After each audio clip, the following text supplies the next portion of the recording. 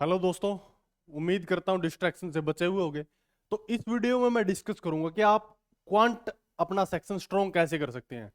देखो, मैथ एक ऐसा सब्जेक्ट है जिसमें से आप फुल मार्क्स स्कोर कर सकते हो। आपका कोई भी एग्जाम हो, एसएससी का एग्जाम हो, हालांकि हरियाणा के एग्जाम में मैथ इतना ज्यादा नहीं आता है, मतलब इजी मैथ पूछा जाता है, लेकिन बट जो अदर एग्जाम्स हैं, आरपीएफ का एग्जाम है, एसएससी का एग्जाम है, उसमें आप कमांड कैसे बना सकते हो मैथ में, वो चीज डिस्कस करूंगा मैं।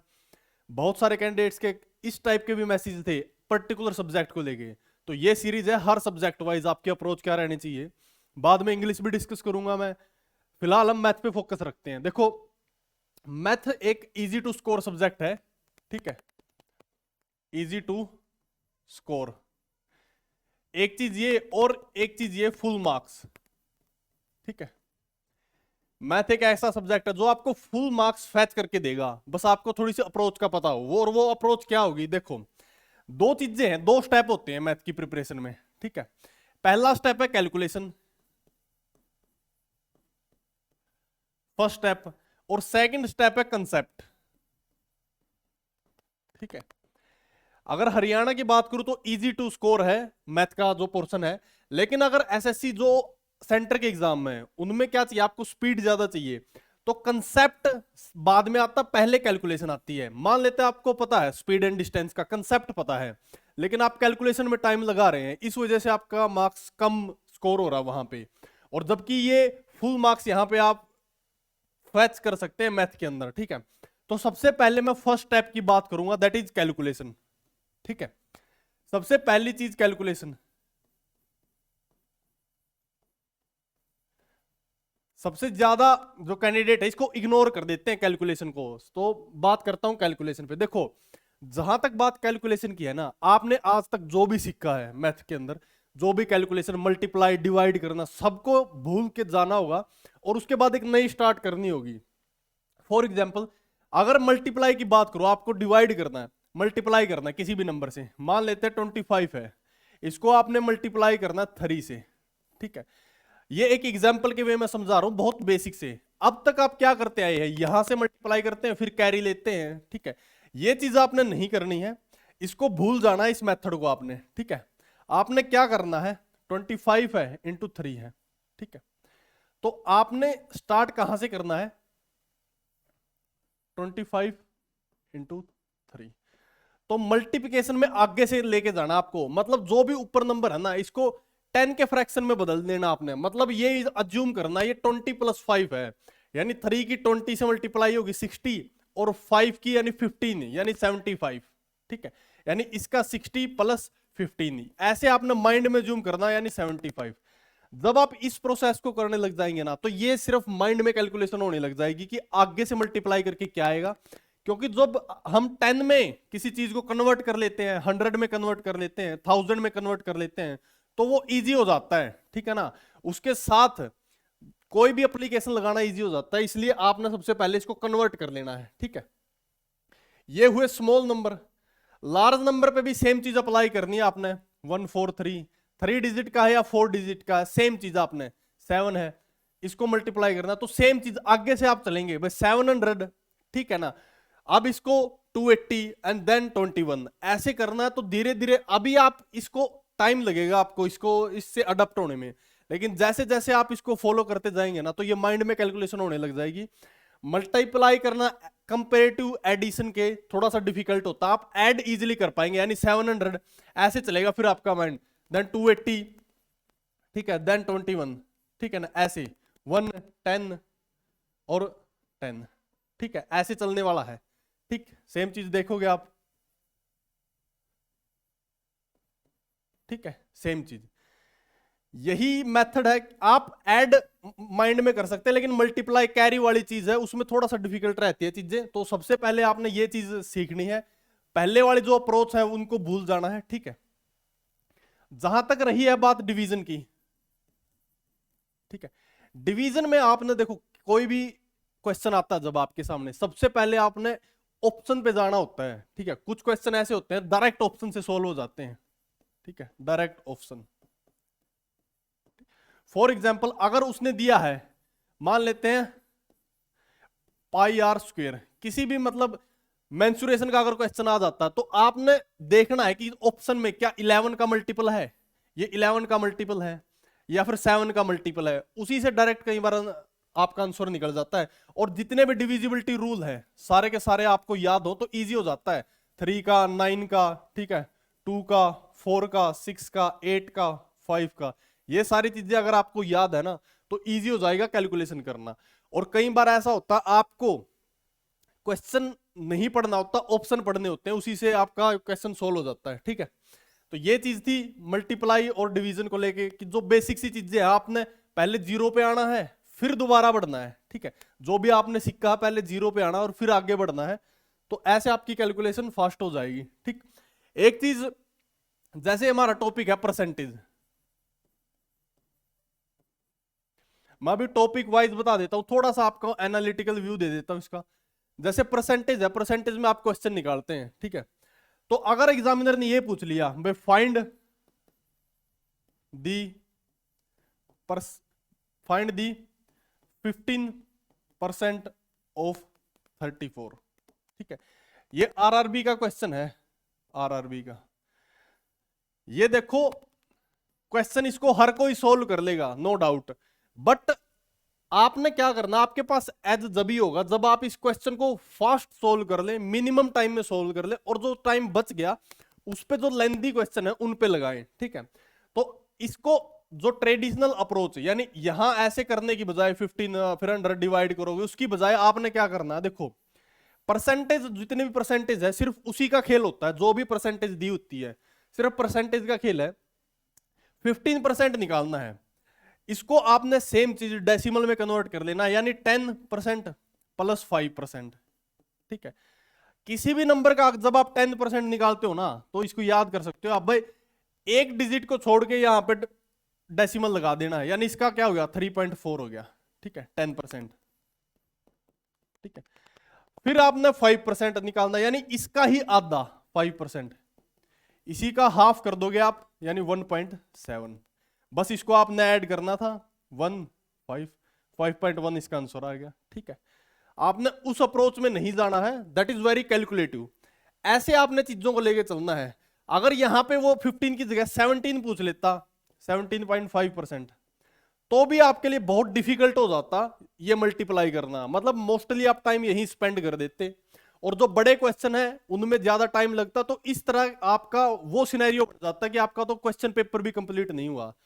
तो सेम चीज अगर 17 पूछ लेता ना तो आपने क्या करना था, ठीक है, आपने क्या करना था 5 का आधा यानी 2.5%। ठीक है, सेम चीज इसका आधा हाफ आप कर देंगे और ऐसे आप उसको ऐड करके आपका आंसर निकल जाएगा। ठीक है, मेनली आपने इसके साथ खेलना है, जितनी भी परसेंटेज वो निकालने को बोलेगा 12%, 8%, 1 से लेके, या फिर बोल देगा 1/5, 5%, ठीक है ना, 6%, इनका जो कन्वर्जन है उसकी लिस्ट हम टेलीग्राम पे प्रोवाइड कर देंगे, वहां से आप कर सकते हैं। ठीक है, मेनली आपका फोकस यहां पे रहना चाहिए। ठीक है, ये तो था एक परसेंटेज टॉपिक से लेके।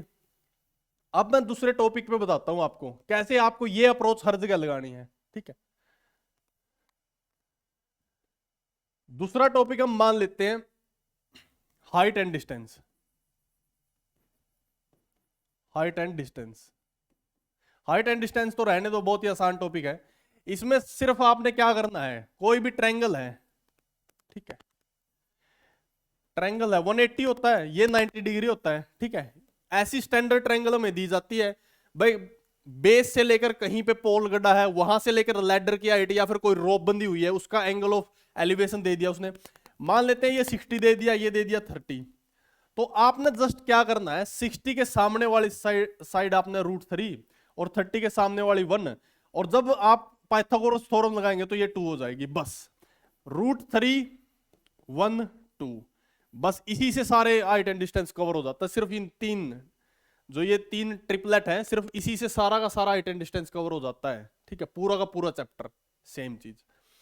इन डिटेल में अगर आपको चाहिए तो मैं इन डिटेल में इस पे वीडियो बना सकता हूं। ठीक है, आप कमेंट सेक्शन में कमेंट कर सकते हैं, तो हम उसको इन डिटेल में भी डिस्कस कर लेंगे। ठीक है, अब बात करूं जितने भी टाइम एंड स्पीड है, टाइम एंड स्पीड, इसमें डिस्टेंस ले लो, बोट एंड स्ट्रीम ले लो, ठीक है, सारे क्वेश्चन आ गए। इस टाइप के। इसमें सिर्फ एक मेथड है जिसपे पूरा का पूरे ये चैप्टर टिके हुए हैं, वो है क्या, सिर्फ 18 की टेबल, यानी 18 kilometre per hour is equal to 5 metre per second. आपने सिर्फ 18 की टेबल और 5 की टेबल यही आना चाहिए, और इसमें कुछ भी नहीं है, ठीक है। इसके कितने वेरिएशन बन सकते हैं, इसका बन सकता है 9 kilometre per hour is equal to 2.5 metre per second, और इसकी टेबल आपको याद होनी चाहिए, मतलब और इसकी टेबल, ठीक है। एग्जामिनर जितने भी आपने क्वेश्चन आज तक देखे होंगे वो 18 के मल्टीपल ही होंगे। कैसे, बस दो ट्रेनें जा रही हैं, एक इस तरफ जा रही है, एक इस तरफ जा रही है, ठीक है। उनकी स्पीड दे देगा और डिस्टेंस दे देगा भाई किस में क्रॉस करेंगे, तो आप जब भी उनकी स्पीड देखोगे ना तो इसी के मल्टीपल में मिलेगी। किसी की 72 मिलेगी, किसी की 54 मिलेगी, 108 मिलेगी, ठीक है, ऐसे मिलेगी, ठीक है। तो आपने सिर्फ यही चीज है, किसी की 162 मिलेगी, ठीक है, मतलब सिर्फ 18 का मल्टीपल ये आपको मिलने वाला है। वो एग्जामिनर क्या दे देगा, 230 मीटर दे देगा ये, और आपको ये पूछेगा भाई इसकी 72 है, इसकी मान लेते हैं 54 है, या फिर ऐड करने के बाद इन दोनों की ऐसा मल्टीपल आएगा जो 18 का मल्टीपल हो, ठीक है, यानी 162 मान लेते हैं किलोमीटर पर आवर आ गया, ठीक है। तो बस आपको ये पता होना चाहिए भाई 18 की कहां पे आता है, डायरेक्ट उससे मल्टीप्लाई करके, यानी 45, डायरेक्ट इसको 230 डिवाइड बाय 45 और आपका आंसर आ गया। भाई कितने टाइम में क्रॉस करेंगे ये चीजें, सिर्फ इस फार्मूले पे बेस है सारे के सारे। बोट एंड स्ट्रीम ले लो, टाइम एंड स्पीड, डिस्टेंस, कोई भी ले लो, इसमें कोई भी क्वेश्चन है, बस आपने सिर्फ सिनेरियो पता होने चाहिए। ट्रेन इस तरफ जाती है तो स्पीड क्या होगी, दोनों पैरेलल में जाती है तो क्या होगी, अगर एक पर्सन को क्रॉस करती है, पोल को क्रॉस करती है तो क्या होगी, स्टेशन को क्रॉस करती है तो क्या होगी। बस ये कंसेप्ट है, मतलब ये कंसेप्ट बाद में आ जाते हैं, जैसा कि मैंने पहले बताया। सबसे पहले आती है कैलकुलेशन, और कैलकुलेशन फर्स्ट करने का ये तरीका है। मैंने आपको एप्लीकेशन बताई कैलकुलेशन की, हमने परसेंटेज पे देखी कैसे लागू होगी, हमने टाइम स्पीड पे देखी कैसे लागू होगी, और सेम चीज हमने हाइट डिस्टेंस पे ली कैसे लागू होगी, ठीक है। तो ये तो था पहला स्टेप। सेकंड स्टेप है कंसेप्ट का,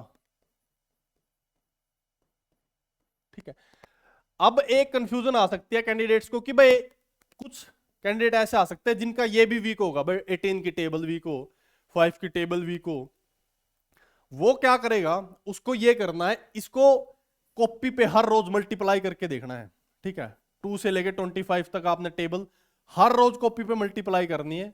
आपने एक रजिस्टर ले लेना है, हर रोज उस पर डेट लिखनी है और यहाँ पे 2 to 25 मल्टीप्लाई करनी है। फिर नेक्स्ट डे हर रोज सुबह बेड से उठते ही आपने ये काम करना है, ठीक है। इससे एक तो आपका कंटिन्यूटी बनी रहेगी और एक रिदम बनेगा कि आपके पास एक वर्क होगा उठते ही, कुछ काम करने को होगा आपके पास उठते ही, मतलब स्टडी का काम होगा, तो आप एक चार्ज अप भी होंगे और माइंड भी फ्रेश होगा आपका। तो ये चीज कर सकते हैं, इससे आपकी ये चीज स्ट्रोंग होगी, ठीक है, कैलकुलेशन स्ट्रोंग होगी। और जैसे टाइम एंड वर्क के जो फार्मूले होते हैं उसमें जाने की जरूरत नहीं, आपने फार्मूला तो किसी भी चीज का याद नहीं करना। रेयर केस में याद कर सकते हैं, जैसे कि जब हम कंपाउंड इंटरेस्ट निकालते हैं ना, तो 3 साल का डिफरेंस जब निकालते हैं उस केस में आप याद कर सकते हैं, अदरवाइज किसी भी फार्मूले की जरूरत नहीं है। जस्ट आपको इन चीजों का पता हो, सिर्फ नंबर से खेलना आता हो सिर्फ आपको। फिर बात आती है कंसेप्ट की। कंसेप्ट का मतलब यही है, कोई भी चीज है, जैसे आपने ट्रेन वाले क्वेश्चन लिए, तो आपने ये पता हो कि जब दो ट्रेनें आती हैं एक दूसरे को अप्रोच करती है तो स्पीड क्या होती है, ऐड हो जाती है। जब ट्रेनें अपोजिट में चलती हैं, मतलब सेम डायरेक्शन में चलती है, तो घट जाती है, ठीक है। ये पता हो आपने, कंसेप्ट से आपको ये पता हो कि किस टाइप के क्वेश्चन बनते हैं। आपको ये पता हो कि ट्रेन एक पर्सन को क्रॉस करती है, एक ट्रेन एक मूविंग पर्सन को क्रॉस करती है, ट्रेन एक प्लेटफॉर्म को क्रॉस करती है, और ट्रेन दूसरी ट्रेन को क्रॉस करती है, ठीक है। ये टाइप के अलग अलग क्वेश्चन बढ़ जाते हैं, उनके कंसेप्ट आपको समझ पता हो, ठीक है। जब भी अगर मैं सिंपल इंटरेस्ट की बात करूं तो सिंपल इंटरेस्ट किस चीज पे, रेट पे बेस है बस, ठीक है। कंपाउंड इंटरेस्ट सिर्फ रेट पे बेस है, ठीक है। आपको सिर्फ रेट के बारे में पता हो तो आप इजीली कर पाएंगे, ठीक है ना। रेट टाइम सिर्फ इतना ही है, ठीक है। सेम चीज आपकी नंबर सिस्टम में है, सेम चीज मेंसुरेशन में है, कोई भी हो, आपको सिर्फ पता हो कि क्वेश्चन किस टाइप का कैसे सोल्व होता है, ठीक है। और कंसेप्ट कैसे कर सकते हैं आप, कंसेप्ट करने का एक बेहतरीन मेथड यही है कि आप YouTube के ऊपर कोई भी टॉपिक सर्च कर ले, कोई भी टॉपिक, हजारों वीडियो आपको मिल जाएंगी, उससे आप कर सकते हैं। अगर फिर भी टॉपिक करने के बाद भी आपको कंफ्यूजन है तो हम एक लाइव सेशन रख लेंगे मैथ के लिए स्पेशल, जिसमें हम हर सब्जेक्ट का हर टॉपिक डिस्कस करेंगे और आपके लाइव में ही डाउट क्लियर करते रहेंगे साथ की साथ। ठीक है, तो इस तरह सिर्फ ये दो ही चीजें हैं जो आपकी स्पीड बढ़ाएंगे। ठीक है, कैलकुलेशन में हमने देखा और कंसेप्ट में हमने देखा। ठीक है, आपको अगर आरपीएफ, एसएससी का कोई भी एग्जाम हो सेंट्रल लेवल का, या फिर हरियाणा में, तो सिर्फ आपको एक ही चीज, हरियाणा में तो सिर्फ कंसेप्ट से आपका काम चल जाएगा, यहां तक आने की जरूरत नहीं है आपको। मतलब फर्स्ट स्टेप आप हरियाणा में स्किप कर सकते हैं, लेकिन सेंटर के लिए आपको फर्स्ट स्टेप तो कंपलसरी है, करना ही करना पड़ेगा। ठीक है, उसके बाद ही चीजें सॉर्ट आउट हो पाएंगे आपके, और उसके बाद ही आप स्पीड बना पाएंगे। स्पीड का क्या लॉजिक है, इन दोनों को बराबर में कर देता हूं मैं। स्पीड स्पीड का लॉजिक ये है कि आप उन क्वेश्चनों से टाइम बचा पाएंगे जो इजी है सोल्व करना, और उन क्वेश्चनों पे टाइम लगा पाएंगे जो लेंदी है और जो टाइम टेकिंग है। ठीक है, सेम चीज यही है, यही इसका कंसेप्ट होता है। 1 से लेके 100 तक अगर क्वेश्चन है ना, 100 क्वेश्चन है और इसमें 4 सब्जेक्ट हैं, तो आप जीएस से टाइम बचाएंगे, आप रीजनिंग में उस टाइम को लगाएंगे और मैथ के उन क्वेश्चनों पर लगाएंगे, जैसे डीआई हो गया, ये सारे जितने भी अलग अलग टॉपिक है उन पे लगा पाएंगे। ठीक है, तो ये मेथड है। ऐसे आप इन दोनों स्टेप के बाद स्पीड प्लस एक्यूरेसी यहां तक आप पहुंचेंगे। ठीक है, एक्यूरेसी और इन दोनों के बीच में आ जाता है प्रैक्टिस। ठीक है, प्रैक्टिस के लिए आप न कोई क्वेश्चन मिल जाओ, डजंट मैटर, टेक्स्ट बुक का क्वेश्चन मिल जाओ, प्रीवियस ईयर क्वेश्चन मिल जाओ, कोई क्वेश्चन मिल जाओ, जस्ट इतना है कि आपके पास क्वेश्चन होना जरूरी है। ठीक है, स्टार्टिंग में आपने पेन पेपर लेके बैठ जाना है, फिर पेन पेपर लेने के बाद फिर आपने कोशिश करनी है कि आप क्या उसको माइंड में सोल्व कर पा रहे हैं। धीरे धीरे आपको माइंड में एक स्पेस क्रिएट होने लगेगा। ठीक है, जैसे जैसे आप इन चीजों को करेंगे, इन चीजों को, फिर इससे अगली स्टेज आ जाती है स्पेस। ठीक है, स्पेस आपके माइंड में क्रिएट होने लगेगा, उस स्पेस के बाद ही आप without pen and paper solve करने लग जाएंगे। इसके बाद की स्टेज है विदाउट पेन एंड पेपर। ठीक है, विदाउट पेन एंड पेपर। तो ऐसे आप अगर चीजों को करेंगे तो यहां तक पहुंचेंगे, और एक बार आप यहां तक पहुंच गए then there is never looking back. ठीक है, तो आप इस अप्रोच को करें। अगर इसमें भी कोई कंफ्यूजन है किसी भी टाइप की तो let us know, we will definitely reply that. ठीक है, तो ये वीडियो थी मैथ के लिए, मैथ की स्ट्रेटजी के लिए, कैसे आप एक अच्छा स्कोर मैथ में कर सकते हैं और कैसे बिल्ड कर सकते हैं अपना मैथ। ऐसे ही आपने हर सब्जेक्ट बिल्ड करना है, क्योंकि अब वो टाइम चला गया कि जस्ट आपकी हरियाणा जीके है या जस्ट आपका इंग्लिश स्ट्रॉन्ग है तो आप सिलेक्शन ले पाएंगे। आपने हर सब्जेक्ट पे स्ट्रॉन्ग होल्ड बनानी पड़ेगी, क्योंकि अगर आप नहीं बनाओगे तो कोई और कैंडिडेट बनाएगा और वो सिलेक्शन लेके जाएगा।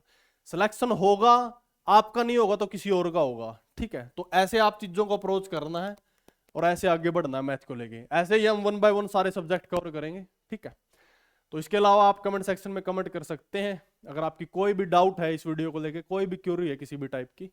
So this is all in this video. Thanks for watching. Thank you.